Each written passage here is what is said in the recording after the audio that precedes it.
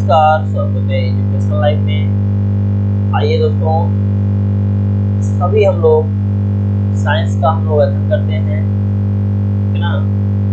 20 फरवरी, ध्यान रखिएगा, 20 फरवरी को एक पेपर सीधे जो है आपके एग्जाम में दिखाई देगा। 20 फरवरी को सीधे आपके एग्जाम में दिखाई देगा। आइए हम सब 1 से लेकर के 80 तक प्रश्नों को देखते हैं। इसमें से 40 का जवाब आपको देना है।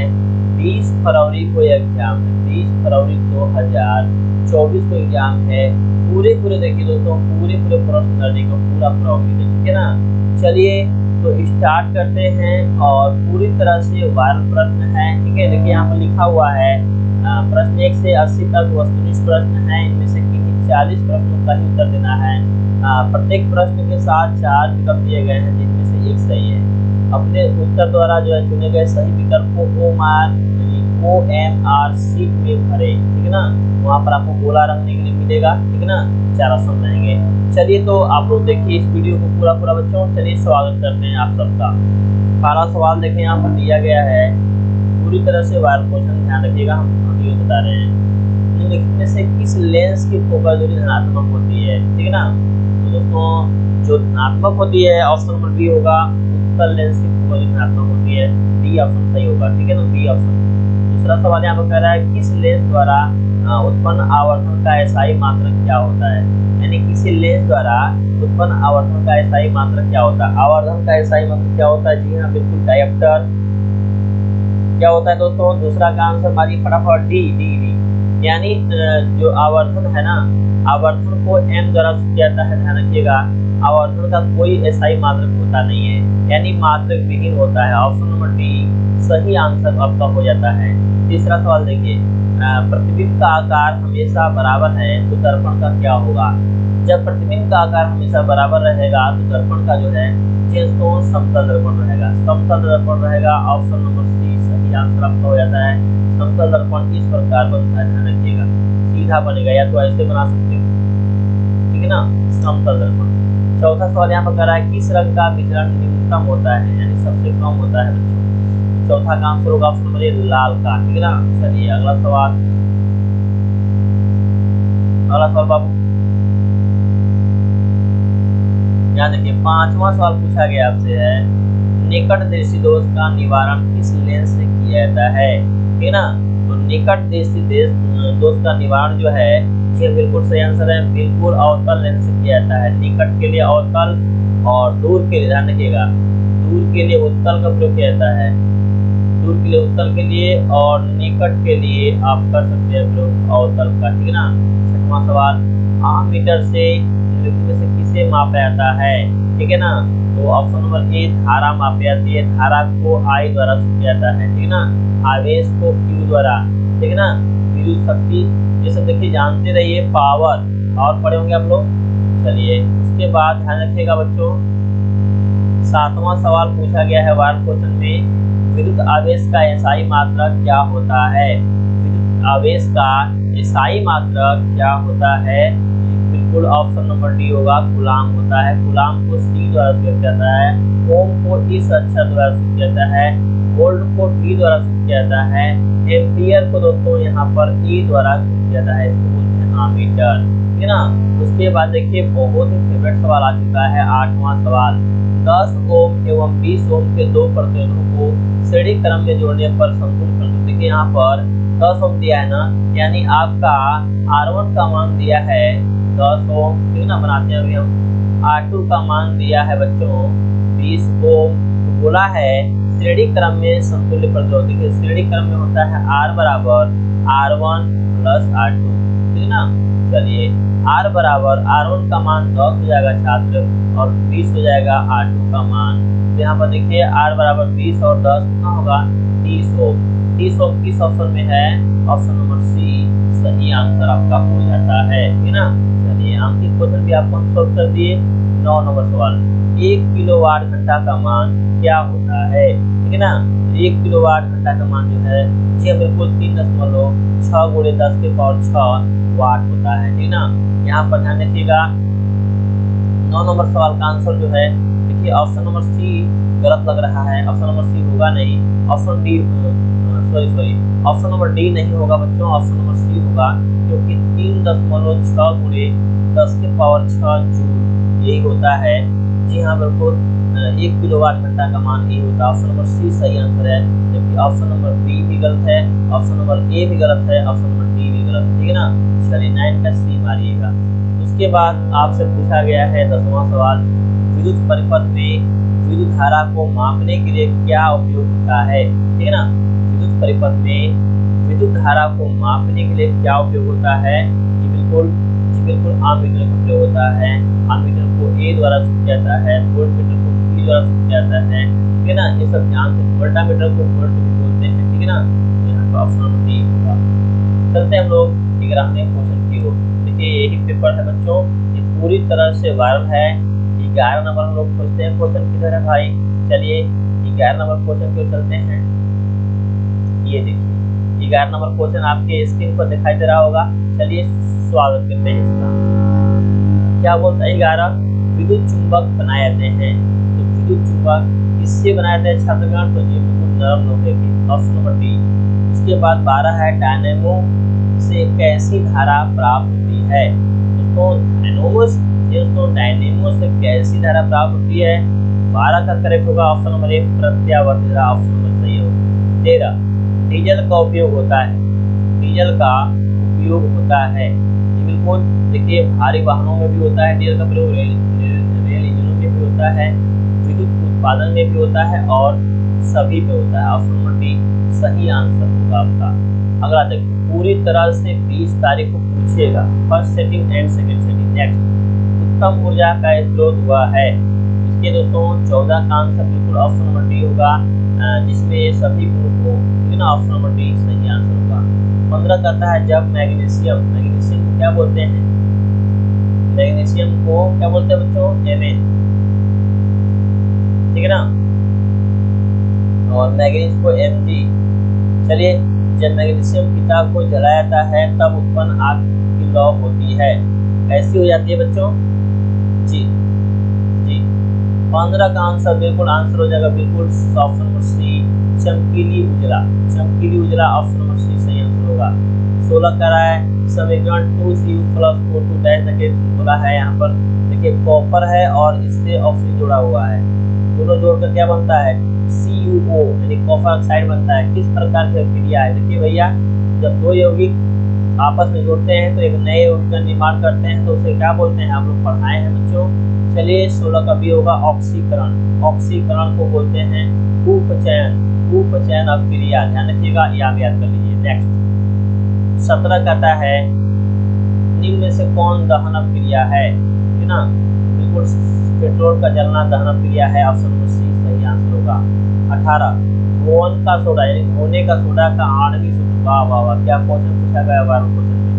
धोवन सोडा का यानी धोने का सोडा का सूत्र होता है ऑप्शन नंबर सी, यानी होता है बच्चों ऑप्शन नंबर सी, इसको व्याख्या कर रहे हैं Na2CO3 ये सूत्र होता है। 19 का है शुद्ध जल का pH मान, वाह वाह, क्या हुआ सवाल है भाई। 19 नंबर सवाल का आंसर है बिल्कुल शुद्ध जल का मान 7 के बराबर होता है, option number B correct answer. वाह वाह, क्या विज्ञान में क्वेश्चन आया हुआ है बच्चों, बात क्वेश्चन। चलिए 20 नंबर क्वेश्चन देखते हैं बच्चों। संगमरमर का रासायनिक सूत्र, वाह वाह वाह वाह, संगमरमर का रासायनिक सूत्र फटाफट याद कर लीजिएगा। ये बच्चों CaCO3 देखिए CaCO3। उसके बाद चींटी के डंक में कौन सा अम्ल पाया जाता है, देखिए चींटी हो, है ना, अंडा हो, ये सब मारता है काटता है तो एक प्रकार का अम्ल छोड़ता है, एक प्रकार का अम्ल छोड़ता है। तो बिल्कुल 21 का आंसर जो है याद कर लीजिए फटाफट, ऑप्शन नंबर सी, मिथनोइक अम्ल छोड़ता है चींटी का डंक, मिथनोइक अम्ल होता है, ठीक है ना। ये हम लोग 22 क्वेश्चन की ओर बढ़ते हैं बच्चों, फटाफट बाबू। वीडियो को शेयर भी करेंगे दोनों दूसरे दोस्तों का के हेल्प हो सके। 22 कहता है जिप्सम का रासायनिक सूत्र क्या होता है। जिप्सम का रासायनिक सूत्र होता है CaCO3। तो यहाँ पर देखिए थोड़ा सा यहाँ पर दिखाई नहीं दे रहा होगा, यही है जिप्सम का सूत्र, ठीक है 22। चलिए कमेंट कीजिएगा, साफ साफ नहीं दिखाई दे रहा है। नेक्स्ट 23 है, वायुमंडल में CO2 अर्थात कार्बन डाइऑक्साइड गैस की उपस्थिति है। तो वायुमंडल में दोस्तों 23 का सी होगा, वायुमंडल में जो CO2 है ना, उसकी मात्रा जो है 0.03% है, यानी कि ऑप्शन नंबर सी सही आंसर होगा 23 नंबर सवाल। 24 कह रहा है अयस्क में अपद्रव्य क्या कहलाते हैं, ठीक है जी, बिल्कुल ऑप्शन नंबर सी गैंग कराते हैं। 25 कह रहा है आभूषण बनाने वाला सोना होता है। 25 का आंसर क्या होगा, बिल्कुल ऑप्शन नंबर सी होगा 22 कैरेट का। आभूषण बनाने के लिए 22, ध्यान रखिएगा यहाँ पर सब्सक्रिप्शन मत पड़िएगा बच्चों, हम समझा दे रहे हैं। आभूषण यानी सोने चांदी का जो जवाहरात पहनते हैं उसको बनाने के लिए 22 कैरेट का होता है आवश्यकता। लेकिन आपसे एग्जाम में पूछेगा शुद्ध सोना कितना कैरेट का होता है, शुद्ध प्योर सोना, शुद्ध सोना मारिएगा आप लोग 24 कैरेट का, ध्यान रखिएगा 24 कैरेट का, ठीक है। इसका जो है हार नहीं बनाया सकता, इसका जो है जवाहरात नहीं बना सकता 24 कैरेट का, लेकिन 22 कैरेट का बनाया जा सकता है, ठीक है। तो आभूषण बनाने के लिए पूछा गया है तो यहाँ पर 22 होगा। अगर पूछेगा शुद्ध सोना तो 24 मारिएगा, ठीक है। 26 देखिए, निम्नलिखित में से कौन अक्रिय गैस है, ठीक है ना, इनमें से कौन अक्रिय गैस है बाबू, बी ऑप्शन याद कीजिए हीलियम, ध्यान रखिएगा हीलियम को, ठीक है, He बोलते हैं, हीलियम को He बोलते हैं, कार्बन को C द्वारा सूचित जाता है, हाइड्रोजन को बोलते हैं H2, इसका संकेत होता है H, है ना। चांदी को हम बोलते हैं Ag, ध्यान रखिए फटाफट पूरी तरह से तोड़ के बता रहे हैं आप लोगों को ताकि आपके एग्जाम में फायदा हो सके। नेक्स्ट 27, एसिटिक अम्ल का IUPAC नाम क्या होगा, ठीक है ना, IUPAC नाम क्या होगा। चलिए 27 का आंसर याद कर लिए फटाफट, ऑप्शन नंबर ए एथेनाइक अम्ल, एथेनाइक अम्ल। 28, ग्लूकोज का रासायनिक क्या हुआ भाई, C6 वाह C6H12O6, ये ग्लूकोज का सूत्र होता है C6H12O6, ये ग्लूकोज का सूत्र होता है 28 का बी। नेक्स्ट इथिलीन है, 29 का क्या होगा, इथिलीन है बिल्कुल ओलेफिन, देखिए अंदर से पूछा गया है। 30 है अष्टक सिद्धांत को किसने स्थापित किया, ठीक है ना, बी ऑप्शन न्यूलैंड्स, पढ़े होंगे आप लोग न्यूलैंड्स। चलिए 31 कह रहा है बोरान एवं एल्युमिनियम आवर्त सारणी के किस वर्ग के तत्व हैं, ठीक है ना। तो 31 का आंसर याद कर लीजिएगा जी, बिल्कुल ऑप्शन नंबर सी बोरान एवं एल्युमिनियम आवर्त सारणी के किस वर्ग के तत्व है, 13 में। 32 है आवर्त सारणी में आवर्तों की संख्या, देखिए पूछता है सवाल, पूछेगा ही पूछेगा। आवर्त सारणी में आवर्तों की संख्या होती है, बिल्कुल 7 होती है बच्चों आवर्त। 33 है मछली का श्वसनांग है, यानी मछली किससे सांस लेती है, दोस्तों गिल्स से, गिल्स के द्वारा सांस लेती है। 34 नंबर है हृदय से रक्त यानी रुधिर को संपूर्ण शरीर में पंप किया जाता है, किसके द्वारा बच्चों, बी ऑप्शन होगा, हृदय से रक्त जो है रुधिर को संपूर्ण शरीर में पंप किया जाता है, फेफड़ों द्वारा, अनिल द्वारा, सभी द्वारा। देखिए यहाँ पर निलय द्वारा होगा, ठीक है ना, यहाँ पर निलय द्वारा मारे हैं, लेकिन यहाँ सब्स्टिट्यूशन है, आप लोग कमेंट कीजिएगा कि सही आंसर इसका क्या हो सकता है, ठीक है ना। आगे देखिए 35 नंबर सवाल के हम चलते हैं बच्चों। चलिए 35 नंबर सवाल है हमें, बहुत अच्छा है। फुटपाथ किसमें पाया जाता है, फुटपाथ किसमें पाया जाता है, बिल्कुल अमीबा में, ऑप्शन नंबर सी। उसके बाद 36 कह रहा है दूध से दही बनने में निम्नलिखित से कौन सी क्रिया होती है, ठीक है ना। चलिए 36 का सी होगा किण्वन, किण्वन के द्वारा होता है, ऑप्शन नंबर सी। 37 कह रहा है प्रकाश संश्लेषण क्रिया होती है, तो 37 का होगा बी ऑप्शन दिन में, ठीक है ना। प्रकाश संश्लेषण क्रिया क्या होती है, दिन में। पेड़ पौधे हमेशा जो है सूर्य के प्रकाश के उपस्थिति में भोजन बनाते हैं, सूर्य का प्रकाश हमेशा जो है दिन में दिखाई देता है, रात में नहीं दिखाई देता है, ऑप्शन नंबर बी सही आंसर होगा। नेक्स्ट करें 38, मानव हृदय में कितने कोष्ठक होते हैं, ये इम्पोर्टेंट सवाल है, ऑप्शन नंबर डी 4 कोष्ठक होते हैं। 39 का रहा है जठर रस में उपस्थित नहीं होता है, हम लेकिन नहीं पूछा है, घुमा दिया क्वेश्चन, डी पित्त रस नहीं होता है, पित्त रस नहीं होता है, ऑप्शन नंबर डी। चलते हैं हम लोग अगले क्वेश्चन की ओर। उसके बाद यहाँ पूछा गया आपसे है आरबीसी की जीवन अवधि क्या होती है। ठीक है, तो 40 का आंसर याद कर लीजिए फटाफट। ऑप्शन नंबर ए 120 दिन आरबीसी का जीवन होता है। 41 कह रहा है आयोडीन की कमी से कौन सा रोग होता है। किसी का नाम सुनिए बच्चों, ये होता है। 42 कह रहा ऑक्सीन है एक, ऑक्सीन क्या है जी, हार्मोन है। 43 कह रहा है एस्ट्रोजेन स्रावित होता है। ठीक है, तो एस्ट्रोजेन किसके द्वारा स्रावित होता है बच्चों। 43 का आंसर क्या होगा, बी ऑप्शन, अंडाशय के द्वारा। चलिए फटाफट बच्चों वायरल क्वेश्चन देखिए, वो 20 फरवरी। कौन सी बीमारी श्वसन तंत्र से संबंधित है। डायरिया, मलेरिया, निमोनिया, मधुमेह। बिल्कुल निमोनिया होगा, निमोनिया जो है श्वसन तंत्र से संबंधित है।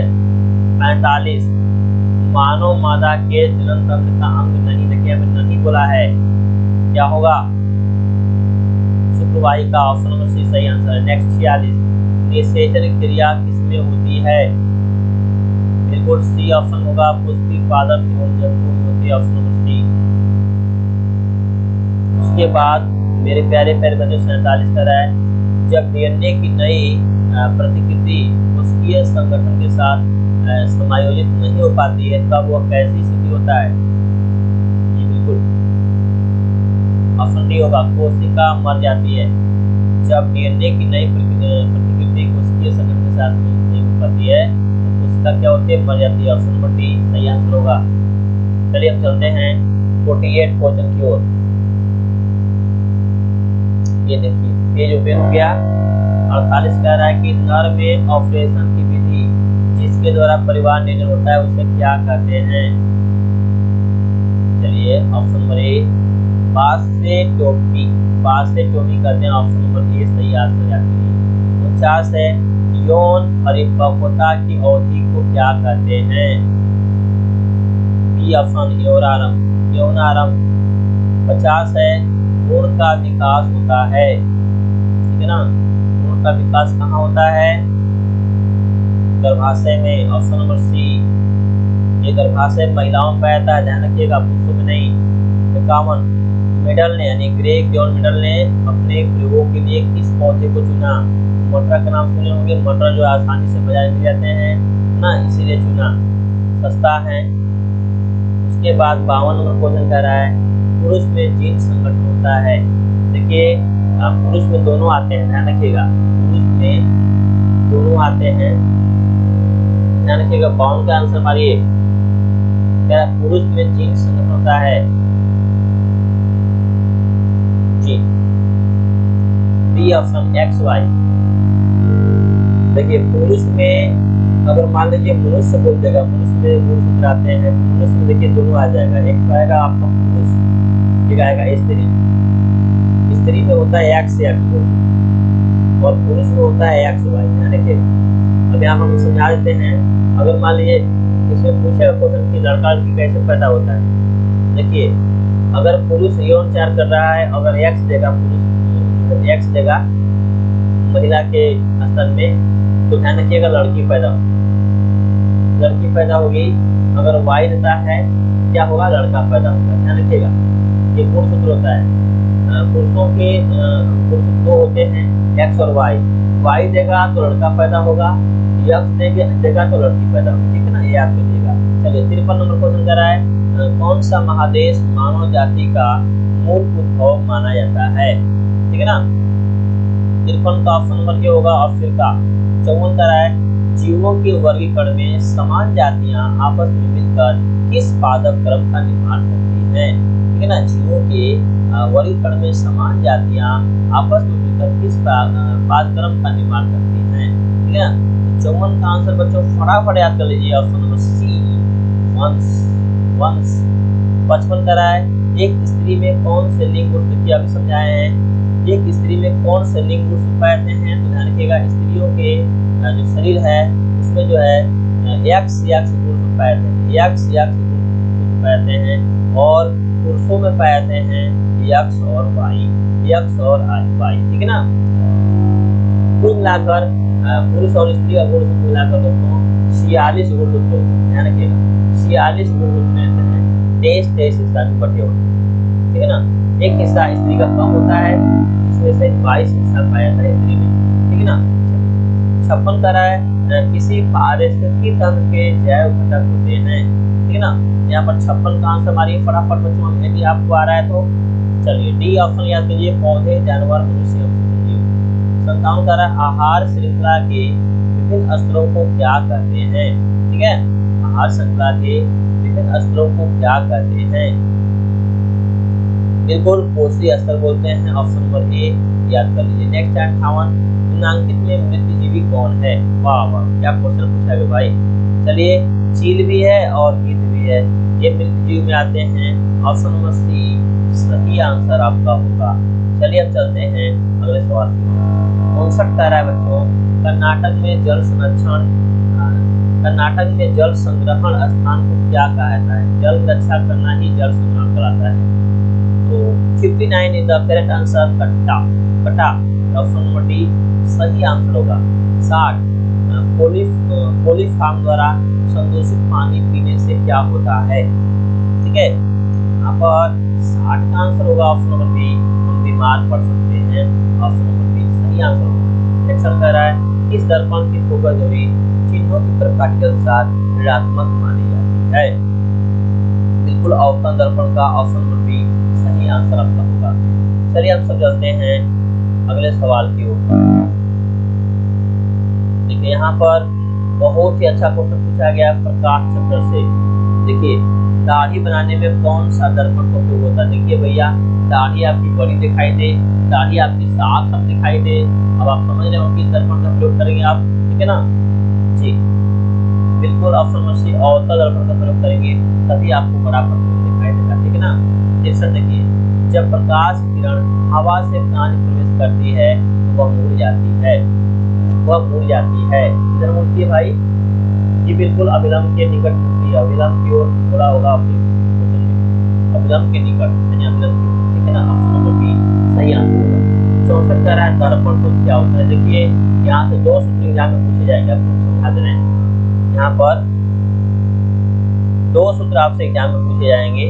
देखिए यहाँ पर अभी बोला है, यहाँ से 2 सूत्र पूछे जाएंगे, दर्पण सूत्र बोला है ना।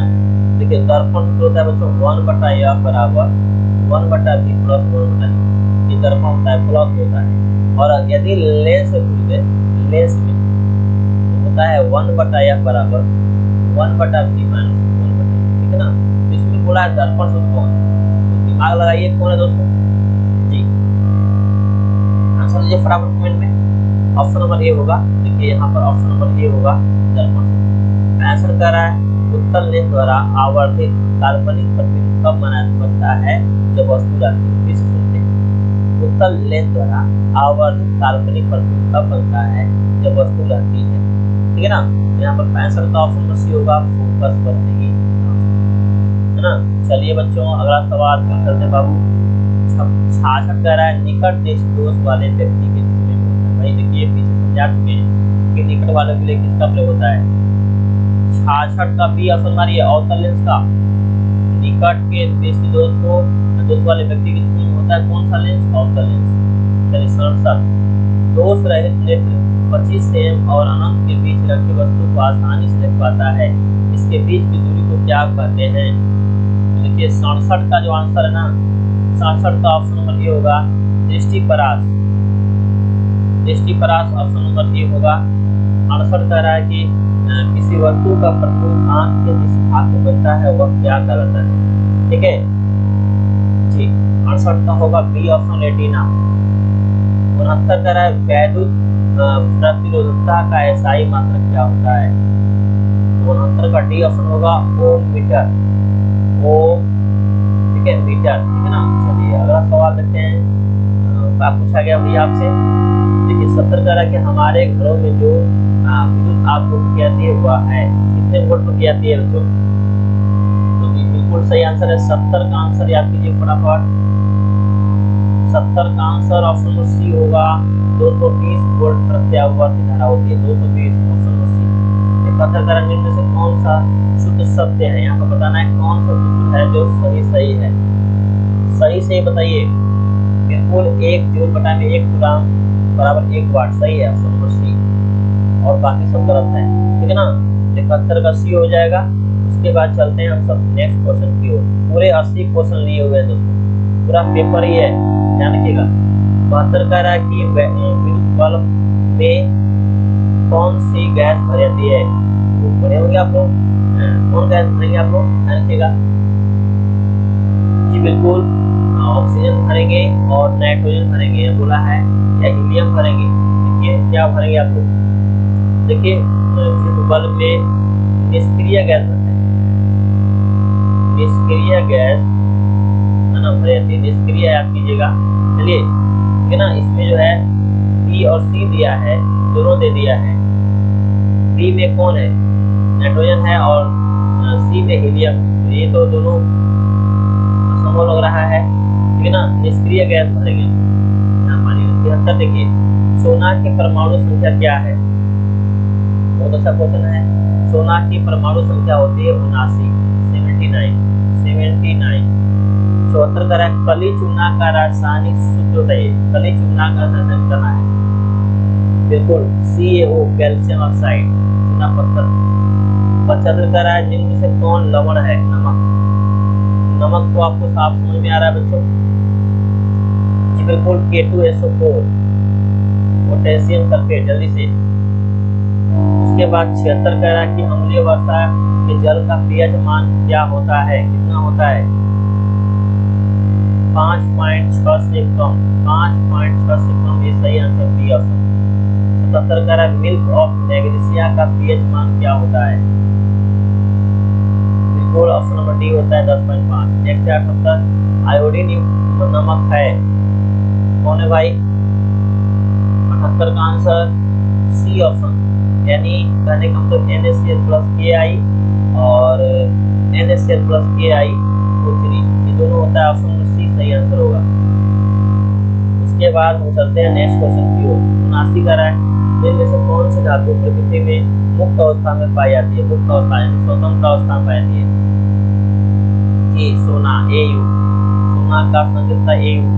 80 का है कि हाइड्रा में पाया जाता है, हाइड्रा में क्या पाया जाता है बच्चों, बिल्कुल स्पर्शक पाया जाता है। चलिए उम्मीद रखते हैं कि 1 से लेकर 80 तक प्रश्नों में एकदम गड़बड़ मचाइए, और 20 फरवरी 2024 को क्लास 10वीं में गड़बड़ मचा दीजिए, ठीक है। मिलते हैं आपसे और भी मैथ, संस्कृत और भी पेपर लेकर दोस्तों। तो धन्यवाद, जय हिंद। इस वीडियो को शेयर अवश्य करें, ठीक है। चलिए।